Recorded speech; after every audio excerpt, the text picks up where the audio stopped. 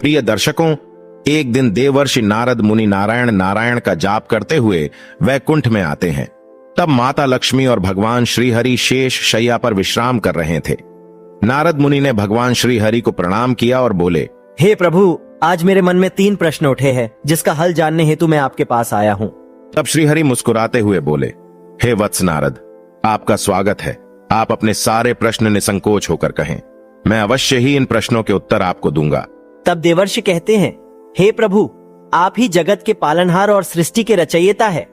आप ही ने सारे मानव जाति के कल्याण हेतु अनेक प्राणियों की उत्पत्ति की है, किंतु आज मैं सर्वश्रेष्ठ प्राणी गाय के बारे में जानना चाहता हूँ। मेरा पहला प्रश्न है कि आखिर क्यों गाय ने भी स्त्रियों को श्राप दिया था। मेरा दूसरा प्रश्न है, एक मनुष्य को वह कौन सी चीजें हैं जिसे गाय को खिलाने से पुण्य या पाप मिलता है। और मेरा तीसरा प्रश्न है, गाय एक पवित्र प्राणी होने के बावजूद क्यों उसे झूठा अन्न खाना पड़ता है। मित्रों, भगवान श्री हरि मुस्कुराते हुए बोले, हे मुनीश्वर, आपने समस्त मानव कल्याण हेतु अत्यंत महत्वपूर्ण प्रश्न किए हैं। गाय को माता के समान पूजनीय माना जाता है और गाय में 33 कोटि देवी देवताओं का वास होता है। यह सबसे पवित्र प्राणी है जिसकी उत्पत्ति समुद्र मंथन के समय देवी लक्ष्मी के साथ हुई थी। जिस घर में गाय की पूजा और सेवा की जाती है, वहां देवी लक्ष्मी हमेशा अपनी कृपा दृष्टि बनाए रखती है। मैं आपके प्रश्नों के उत्तर इस एक पवित्र कथा के माध्यम से देना चाहता हूं। जो भी मनुष्य इस कथा को ध्यान से पूरा सुनेगा, उसके मैं 32 अपराध माफ करता हूं और मृत्यु के बाद उस व्यक्ति को श्री कृष्ण के धाम गोलोक में स्थान मिलता है।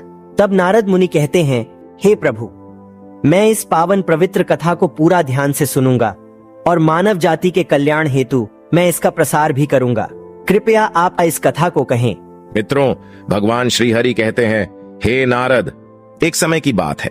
यस्य देश में एक किसान जिसका नाम ज्ञानू था और उसकी गाय का नाम नंदिनी था। ज्ञानू हर दिन अपनी गाय को चराने के लिए खेतों में ले जाता। उसकी हर रोज नित्य सेवा करता था।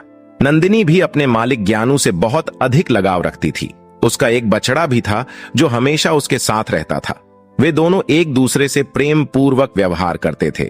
इसी तरह कई सालों तक ज्ञानू अपनी गाय नंदिनी की सेवा करता रहा और नंदिनी भी उसे बहुत सारा दूध देकर ज्ञानू और उसके परिवार का पोषण करती थी। ज्ञानू गाय के दूध को बेचकर अपने परिवार का पालन करता था। फिर कुछ दिनों के बाद ज्ञानू का विवाह गांव के एक किसान की बेटी शालिनी से हुआ। शालिनी दिखने में तो सुंदर थी, लेकिन वह एक लालची और क्रूर स्वभाव की स्त्री थी। जिस दिन वह विवाह करके ज्ञानू के घर आई, तभी से वह ज्ञानू को अपनी मांगे पूरी करवाने के लिए हठ किया करती थी। हमेशा उसे भला बुरा और अपशब्द बोलती थी। वह हर दिन सुबह देर से जागती थी तथा देर से भोजन बनाती थी और बचा हुआ बांसी अन्न गाय को खिलाती थी। मित्रों, भगवान श्रीहरि कहते हैं, हे नारद, फिर एक दिन शालिनी ने स्वयं के लिए कुछ गहने खरीदवाने के लिए ज्ञानू को मना लिया और कहा कि ऐ जी, सुनते हो, हमारे गाय का जो बछड़ा है उसे हम बेच देते हैं। वैसे भी हमें उसकी कोई जरूरत नहीं है। तब ज्ञानू ने मना किया तो वह ज्ञानू के साथ जोर से झगड़ने लगी। बेचारा ज्ञानू उसकी जिद के आगे हताश होकर उसने न चाहते हुए भी गाय के बछड़े को बेच दिया। इस कारण से नंदिनी, गाय और ज्ञानू दोनों बहुत दुखी होकर एक दूसरे को ताकते ही रह गए। मित्रों, फिर कुछ दिन बीतने के बाद ज्ञानू की गाय ने दूध देना बंद कर दिया तो शालिनी ने उसे घर से बाहर निकाल दिया और घर न आने के लिए बहुत से अपशब्दों का प्रयोग किया। मित्रों, भगवान श्रीहरि कहते हैं, हे नारद, गाय एक बेजुबान प्राणी अवश्य है, किंतु वह मनुष्यों के हाव भावों को अच्छी तरह से समझती है और वह वहां से चली गई। नंदिनी अपना जीवन गांव के पास वाले जंगल में व्यतीत करने लगी। जब कुछ दिन बीतने के बाद गाय गर्भवती हो गई और वह अपना जीवन उसी जंगल में रहकर जीने लगी। कुछ महीने बीतने के बाद ज्ञानू की गाय नंदिनी ने यह सोचा कि जब मुझे बच्चा हो जाएगा तो ज्ञानू और उसकी पत्नी शालिनी शायद फिर से मुझे अपने घर वापस ले जाएंगे। इसलिए उसने दूसरे बछड़े को ज्ञानू के खेत में जाकर जन्म दिया। अगले दिन शालिनी जब खेत में आई तो उसने देखा कि नंदिनी गाय ने उन्हीं के खेत में एक बछड़े को जन्म दिया है। तब शालिनी के मन में वह फिर से बुरा ख्याल आया कि अब मैं इसके बछड़े को बेचकर धन कमाऊंगी और दूध से हमारा परिवार सुखपूर्वक जीवन व्यापन करेगा, ऐसा वह सोच ही रही थी। नंदिनी का नवजात शिशु जो अभी अभी जन्मा हुआ था, मां के रक्त से भरा हुआ जमीन पर रेंगने लगा, जिस कारण से उसके शरीर पर कंकड़ों के कारण छोटे छोटे घाव होने लगे थे। अपने नवजात शिशु की ऐसी हालत पर नंदिनी गाय को बहुत असहज महसूस होने लगा और तड़पती हुए अपने बच्चे की ओर देखने लगी, क्योंकि वह कुछ भी नहीं कर सकती थी। लेकिन जब उसने शालिनी को उसकी ओर आते हुए देखा तो उसे करुण पुकार लगाते हुए कहा, हे देवी, कृपा करें और मेरे नवजात शिशु को इस पीड़ा से मुक्त करें। इसके नाजुक शरीर को जमीन पर पड़े हुए कंकड़ चुभने के कारण उसे यातनाएं हो रही है। जब शालिनी ने गाय के बछड़े की ओर देखा तो वह अत्यंत दुर्गंध युक्त रक्त में पड़ा रेंगता हुआ अपनी मां की तरफ बढ़ रहा था। तब शालिनी को उस गाय के शिशु की ऐसी हालत देखकर उसे उस पर दया आने के वजह घिन आने लगी और उसने गाय के बच्चे को न उठाते हुए कहा, भला मैं तुम्हारे ऐसे गंधे बछड़े को क्यों छू लूं। मित्रों, भगवान श्री हरि कहते हैं, हे नारद, वह गाय शालिनी से बहुत याचना करने लगी। रोते हुए, गिड़गिड़ाते हुए, हृदय के अंतर्मन से उससे विनती करने लगी, किंतु शालिनी ने क्रूर स्वभाव के कारण उसने गाय के बछड़े को छुआ तक नहीं और वह वहां से दूर चली गई। गाय बार बार उसे विनती करती रही, किंतु शालिनी ने उसकी बातों पर ध्यान नहीं दिया। तब गाय ने भगवान को प्रार्थना करते हुए गुहार लगाई और कहने लगी, हे प्रभु, आप क्यों मेरे निर्दोष निष्पाप बछड़े को ऐसी प्राण घातक सजा दे रहे हैं? आखिर हम प्राणियों ने कौन सा महापाप किया है जिस कारण से हमें अपने बच्चों को ऐसा तड़पते हुआ देखना पड़ता है? गाय की ऐसी करुण पुकार सुनकर स्वयं श्री कृष्ण वहां पर पधारे और उन्होंने गाय सहित समस्त प्राणियों को आशीर्वाद दिया कि उनके बच्चे जन्म लेने बाद तुरंत ही चलने लगेंगे, जिस कारण से वे उनके स्वयं के मां के आसपास रह सकेंगे। मित्रों, भगवान श्री हरि कहते हैं, हे नारद, श्री कृष्ण आशीर्वाद देकर वहां से अंतर्ध्यान हो गए। किंतु थोड़ी ही देर बाद जब शालिनी वापस उस गाय के पास उसे देखने के लिए आई तो उसे उसकी आंखों पर विश्वास नहीं हुआ। गाय का बच्चा खुद से खड़ा था तो शालिनी ने गाय के बच्चे को हल्का सा धक्का देकर जमीन पर गिरा दिया। जब गाय ने शालिनी की ये घिनौनी हरकत को देखा तो उसे बड़ा ही क्रोध आया और उसने समस्त संसार, देवी देवताओं, अग्नि, वायु, आकाश, जल और वृक्षों को साक्षी मानते हुए शालिनी को श्राप दिया और कहा, हे दुष्ट स्त्री, आज तुमने अपनी क्रूरता की सभी हदें पार कर दी है। मैं आज समस्त संसार को साक्षी मानते हुए तुम्हें और समस्त मानव जाति को ये श्राप देती हूँ कि जब भी तुम्हारा बच्चा पैदा होगा तो उसे चलने के लिए सहारे की जरूरत पड़ेगी और तुम्हारे बच्चों को चलने के लिए 1 वर्ष तक का समय लगेगा। मित्रों, भगवान श्री हरि कहते हैं, हे नारद, आपके पहले प्रश्न का उत्तर, इसी नंदिनी गाय के श्राप के कारण आज मनुष्य के बच्चों को चलने के लिए सहारे की जरूरत पड़ती है और ठीक से चलने के लिए मनुष्य शिशु को 1 वर्ष तक का समय लगता है। सतयुग में मनुष्य के बच्चे जन्म लेने के तुरंत बाद ही चलते थे। हे नारद, जब शालिनी अपने घर संध्या समय वापस आ रही थी तभी इस गाय के श्राप के कारण तूफान वर्षा होने लगी और तेज बिजलियां गरजने लगी। तब तेज वर्षा के कारण शालिनी एक पेड़ के नीचे सहारे के लिए रुक गई थी, किंतु नियति के खेल ने उसी पेड़ पर बिजली गिरा दी। उसी कारण से शालिनी की मृत्यु हो गई। मित्रों, शालिनी की आत्मा को लेकर यमदूत उसे धर्मराज के दरबार में उपस्थित हो गए और चित्रगुप्त ने उस स्त्री का लेखा जोखा देखा। तब वे सभी हैरान हो गए। यमराज ने शालिनी के गुनाहों को जानना चाहा तो चित्रगुप्त बोले, महाराज, इस स्त्री ने अपने पति का कभी आदर नहीं किया है, हमेशा देर से उठना और निर्वस्त्र स्नान करना, तथा इस स्त्री ने अपने पूरे जीवन में कभी भी पूजा पाठ नहीं किया है। इसके पापों को गिनाते हुए हमें आज का पूरा दिन लग जाएगा और इसने सबसे बड़ा महापाप तो यह किया है कि गाय को हर रोज झूठा, बांसी और सड़ा हुआ अन्न खिलाया है जो कीड़े और वर्मी भी ना खा सकें। साथ ही एक गाय के नवजात शिशु की मदद तक नहीं की है। मित्रों, तब धर्मराज बोले, इस स्त्री को कुंभीपाक नरक में डालकर तल दिया जाए, उसके बाद इसे जहरीली वैतरणी में डाल दिया जाए और इस स्त्री को 16 नरकों की सजा दी जाए। मित्रों, भगवान श्री हरि कहते हैं, हे नारद, यमदूत स्त्री को इन सारे प्रकार के नरकों में डाल देते हैं और उसकी आत्मा को बहुत पीड़ा देते हैं। यह सिलसिला पूरे 1 वर्ष तक चला रहा।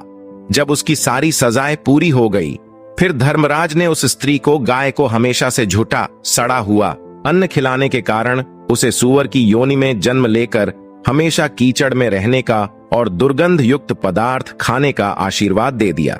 मित्रों, भगवान श्रीहरि कहते हैं, हे नारद, जो भी स्त्री या पुरुष गाय को झूठा या सड़ा हुआ अन्न खिलाते हैं, उन्हें नरक में जाना पड़ता है और कई प्रकार के कष्ट भोगने पड़ते हैं। हे मुनि, अब मैं आपको बताता हूं कि आखिर क्यों गाय को झूठा अन्न खाना पड़ा था। यह बात सतयुग की है। जब शिव जी और मां पार्वती समुद्र के किनारे विहार करने गए तो शिव जी के मन में शरारत करने की सूझी।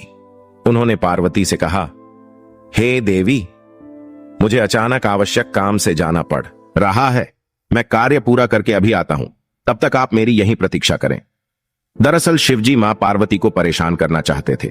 शिवजी की बात मानकर देवी पार्वती अकेले ही तट पर बैठकर उनकी प्रतीक्षा करने लगी। इसी तरह शाम हो गई और उस दिन शिवरात्रि थी। जब रात तक शिवजी न लौटे तो माता पार्वती ने तट पर ही रेत के शिवलिंग का निर्माण किया और आसपास उपलब्ध पूजन सामग्री से रात भर शिवजी का निर्जला निराहार व्रत संपूर्ण किया।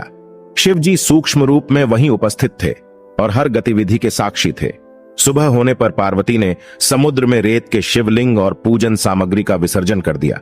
इसके थोड़ी ही देर बाद शिवजी प्रकट हो गए और बोलने लगे कि देवी पार्वती, आपने कल शिवरात्रि थी पर मेरी पूजा नहीं की। पार्वती ने कहा कि मैंने पूजा की है और अभी सामग्री समुद्र में विसर्जित की है। शिवजी अभी भी पार्वती के साथ और ठिठोली करना चाहते थे। उन्होंने कहा कि पार्वती, मुझे तो पूजा का कोई चिन्ह दिखाई नहीं दे रहा है। अगर आपने पूजा की है तो प्रमाण दीजिए। मां पार्वती भी समझ चुकी थीं कि भगवान शिव उन्हें जानबूझकर सता रहे हैं, क्योंकि जो जगत की हर घटना का साक्षी है उसे प्रमाण की क्या आवश्यकता है। देवी पार्वती भी इस हंसी मजाक का भरपूर आनंद ले रही थीं। शिवजी की बात सुनकर माता पार्वती ने आसपास देखा तो उन्हें एक गाय खड़ी दिखाई दी। उन्होंने शिवजी से कहा कि यह गाय मेरी साक्षी है। जब मैं पूजा कर रही थी तो यह गाय यहां उपस्थित थी। शिवजी ने गाय से पूछा कि क्या पार्वती ने पूजा की है। उस गाय ने ना में सिर हिला दिया। शिवजी ने कहा, पार्वती, आप असत्य कह रही हैं। गाय ने आपकी गवाही नहीं दी। शिवजी के सामने स्वयं का अकारण झूठा साबित होना पार्वती सहन नहीं कर पाई और क्रोध में आकर उन्होंने उसी वक्त गाय को श्राप दे दिया। मां पार्वती ने श्राप देते हुए कहा कि तू दिव्य जन्मा है, तू जगत कल्याण के लिए प्रकट हुई है, इसीलिए जनहित के लिए तेरे गुण यथावत रहेंगे, किंतु जिस मुंह से तूने झूठी गवाही दी है उसे दंड भुगतना होगा। झूठ बोलने के कारण अब से जूठन ही तेरा आहार होगी। इस तरह झूठ बोलने से गौमाता क्रोध की भागी बनी और आज तक उनकी संतति अच्छा भोजन प्राप्त होने के बावजूद भी जूठन खाने के लिए बाध्य हैं। मित्रों, भगवान श्रीहरि कहते हैं, हे नारद, अब मैं आपको गाय के विषय में महत्वपूर्ण जानकारी देता हूं। अक्सर मनुष्य गाय से पुण्य पाने के लिए कई प्रकार के व्रत पूजा पाठ करते हैं, किंतु उन्हें एक गाय को ये कुछ चीजें भूलकर भी नहीं खिलानी चाहिए। द्वार पर आई गौमाता को कभी भी बिना रोटी खिलाए जाने ना दे। गौमाता को रोटी और ताजी हरी घास खिलानी चाहिए। यूं भी हम हर दिन पहली रोटी गौमाता की बनाते ही है, इसलिए हमेशा उस रोटी को प्यार से गौमाता को खिला दें। गौमाता को रोटी खिलाने से हमें बहुत पुण्य मिलता है। गौमाता को कभी भी बासी और सड़ा गला खाना नहीं खिलाना चाहिए। भूख लगने पर मजबूरी में गौमाता वह खाना खा तो लेती है, लेकिन इसका दुष्परिणाम पड़ता है, जिस कारण से हमारे घर में नकारात्मकता आती है। गौमाता यह एक शाकाहारी पशु होती है, इसलिए कभी भी गौमाता को जबरदस्ती मांसाहार खिलाने की चेष्टा भी नहीं करनी चाहिए। ऐसा करना महापाप के समान होता है। हमारी कुंडली में दोष है, जिसके कारण हमें लगातार परेशानियों का सामना करना पड़ रहा है, तो गौमाता को रोटी खिलाते समय कुछ उपाय कर सकते हैं। जैसे यदि कुंडली में चंद्र दोष है तो आप रोटी पर सफेद मक्खन, नमक या घी लगाकर गौमाता को खिलाएं। यदि कुंडली में शनि दोष है तो रोटी बनाते समय आटे में थोड़े से काले तिल मिलाकर आटा गूंधे और इस आटे की ताजी रोटी बनाकर शनिवार या अमावस्या के दिन गौमाता को खिलाएं। इसी तरह मंगल या गुरु दोष हो तो रोटी के ऊपर हल्दी लगाकर गौमाता को खिलाएं। ये उपाय करने पर हम इन सभी दोषों के दुष्प्रभाव से काफी हद तक अपना बचाव कर सकते हैं। गौमाता को प्रतिदिन रोटी और घास खिलाने से लाभ होता है और पितृदोष से भी मुक्ति मिलती है। इसी तरह कुंडली में यदि शनि की 7.5 या महादशा है तो हर शनिवार को और अमावस्या को काले रंग की गाय को घास या रोटी खिलाएं और उसकी पूजा करें। इससे शनि दोष कम होता है। गौमूत्र यानी कि गाय का मूत्र बहुत ही उपयोगी, पवित्र और स्वास्थ्य की दृष्टि से अत्यंत हितकारी होता है। आध्यात्मिक दृष्टि से तो गौमूत्र का महत्व है ही, साथ ही वैज्ञानिक और स्वास्थ्य की दृष्टि से भी गौमूत्र के बहुत से लाभ बताए गए हैं। गौमूत्र में बहुत से खनिज पदार्थ और स्वास्थ्य वर्धक तत्व होते हैं जो हमारे शरीर की शुद्धि करते हैं और बहुत से रोगों से भी बचाते हैं। साथ ही गौमूत्र छिड़कने से वातावरण में शुद्धता और पवित्रता व्याप्त हो जाती है। इसीलिए हमारे शास्त्रों में शरीर को निरोगी रखने के लिए प्रतिदिन गौमूत्र का सेवन करने तथा घर में गौमूत्र छिड़कने के लिए कहा गया है। गाय के दूध, दही, घी, गोबर और गौमूत्र से बनने वाले मिश्रण को पंचगव्य कहते हैं। पंचगव्य को पापनाशक कहा जाता है और हमारे हिंदुओं की एक धार्मिक विधि प्रायश्चित करने में उपयोग किया जाता है। पंचगव्य को बनाने वाली सभी वस्तुएं अत्यंत उपयोगी होती हैं, जो स्वास्थ्य के लिए लाभदायक तो है ही, साथ ही औषधीय गुणों से भी भरपूर है। मित्रों, भगवान श्री हरि कहते हैं, हे नारद, मैंने आपके सारे प्रश्नों के उत्तर दिए हैं। तब नारद मुनि कहते हैं, हे प्रभु, मैं धन्य हो गया। आपने मुझे दिव्य ज्ञान से मेरी सारी शंकाओं को दूर किया है। मैं इस दिव्य ज्ञान का प्रसार समस्त मानव जाति के कल्याण हेतु अवश्य करूंगा।